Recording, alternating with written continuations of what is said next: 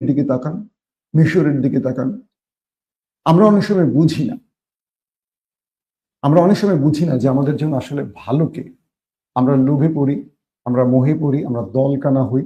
আমরা নিজের দেশ বা জাতির ভাগ্য নিয়ে চিন্তা করি না। ব্যক্তিগত চিন্তা করি। নতুবা আওয়ামী লীগ ১৫ বছর থাকতে পারে ক্ষমতায়। ভাই আওয়ামী লীগের যারা আমার ভিডিও দেখছেন কষ্ট নেবেন না। একটা বাক্যে বলেন, এই দেশের মানুষকে গুম করা, খুন করা, ক্রস ফায়ার করা এটা আপনারা মানবেন? মানতে পারেন? এতগুলো ছাত্রকে হত্যা মানা যায়? এখানে আওয়ামী লীগের ছেলেরা মারা যায়নি? আপনারা বলেন মারা গেছে। আমি আবার বলবো যারা আওয়ামী লীগের নিরীহ ভাইরা আছেন, যারা অত্যাচার নির্যাতন করেননি, যারা হয়তো আওয়ামী লীগকে ভালোবাসেন, ভোট দেন বঙ্গবন্ধু শেখ মুজিবুর রহমানের জন্য বা ৭১-এর সপক্ষের দল হিসেবে, আমি তাদের পক্ষের মান।